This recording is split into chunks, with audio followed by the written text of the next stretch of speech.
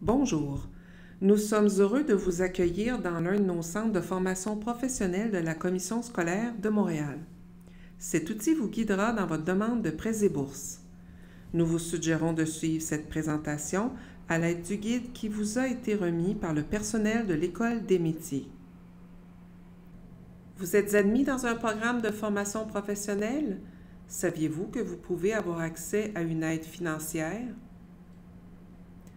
Pour être admissible au programme de prêts et bourses, vous devez être citoyen canadien, résident permanent, réfugié ou personne protégée en vertu de la loi sur l'immigration et la protection des réfugiés, être résident du Québec au moment de votre demande, être admis auprès d'un établissement d'enseignement reconnu, suivre des études à temps plein pendant 3 mois minimum, ne pas avoir dépassé le nombre limite de mois d'études, ne pas avoir atteint la limite d'endettement fixée pour le niveau d'enseignement, ne pas disposer de ressources financières suffisantes pour poursuivre vos études.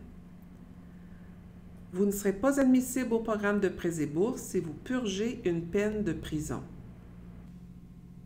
Après avoir vérifié votre admissibilité, vous pouvez utiliser le simulateur de calcul afin de connaître le montant approximatif qui pourrait vous être accordé. Disponible sur le site de l'aide financière aux études, le simulateur de calcul vous permet d'avoir une estimation du montant que vous pourriez obtenir. Cette somme n'est toutefois pas garantie. Veuillez sélectionner la bonne année d'attribution.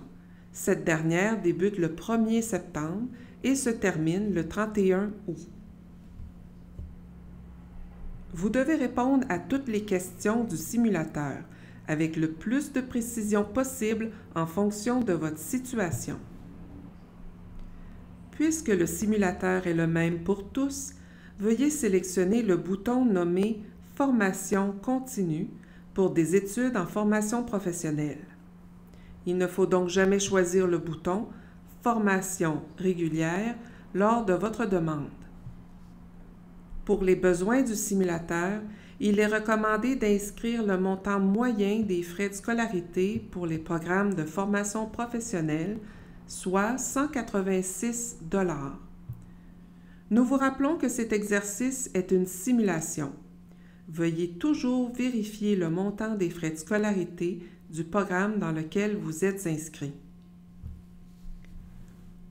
Lorsque vous faites une demande d'aide financière, vous devez répondre à des questions concernant des critères d'autonomie basés sur votre état matrimonial, votre situation familiale, vos études, etc.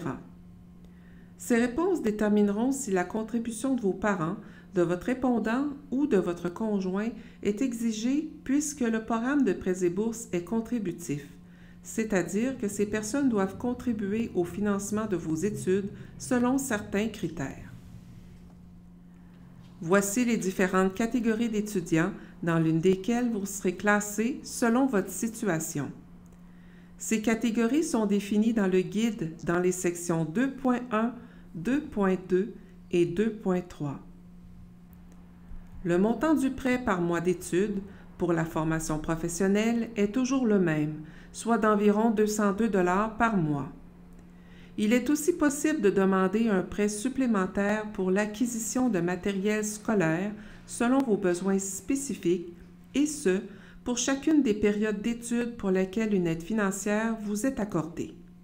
Référez-vous à la section 2.4 du guide. Le montant de la bourse dépend de la catégorie d'étudiants dans laquelle vous vous êtes classé selon le simulateur. Consultez la section 2.4 du guide. Après avoir fait la simulation, vous pouvez faire votre demande dès maintenant. Si vous avez votre code permanent, veuillez remplir le formulaire de demande en ligne afin d'accélérer le processus. Il est important de connaître vos revenus de l'année en cours, le code de l'établissement ainsi que le code de programme dans lequel vous êtes inscrit. Si vous avez déjà étudié au Québec, vous trouverez votre code permanent sur un relevé de notes émis par votre établissement scolaire ou par le ministère. Si vous n'avez pas de code permanent, vous devez vous procurer la version papier du formulaire de demande de prêts et bourses auprès du centre où vous êtes inscrit ou télécharger le document sur le site du ministère sous la rubrique « Formulaire ».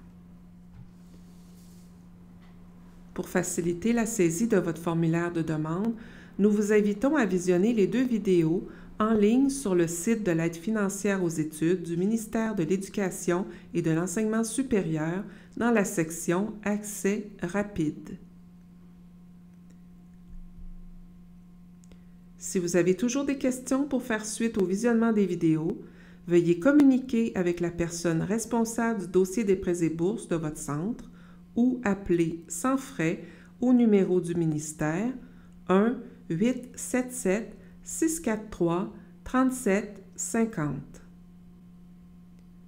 Lorsque vous serez prêt, remplissez votre demande en cliquant sur le bouton « Services en ligne » du site Web.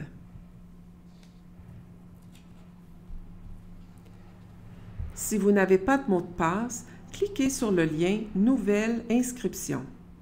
Si vous avez oublié votre mot de passe, cliquez sur le lien « Mot de passe oublié ». Pour bien remplir votre formulaire de demande, assurez-vous d'avoir en main votre code permanent et votre numéro d'assurance sociale. Veuillez inscrire votre nom et votre prénom tels qu'ils sont inscrits sur vos relevés de notes, sans quoi le système automatisé du ministère ne vous permettra pas de poursuivre. Si vous inscrivez une adresse courriel dans votre demande, la communication sera faite uniquement par courriel et non par la poste. Une réponse vous sera transmise par courriel et sera aussi déposée dans votre dossier en ligne. Vous serez avisé du montant accordé et des documents manquants à votre dossier s'il y a lieu. L'oubli d'un document peut occasionner un retard dans le traitement de la demande. Veuillez donc vérifier régulièrement vos messages dans votre boîte de courrier électronique ainsi que ceux transmis dans votre dossier en ligne. Dans le cas d'une réponse positive, un certificat de garantie sera déposé dans votre dossier en ligne dans l'onglet « Avis ». Le certificat de garantie doit être remis à un établissement financier associé à l'aide financière. Ce document vous permettra de recevoir les montants prévus par dépôt direct le premier jour de chaque mois. Vous pouvez vous référer à la section 4 du guide pour trouver les établissements financiers participants. Bon succès!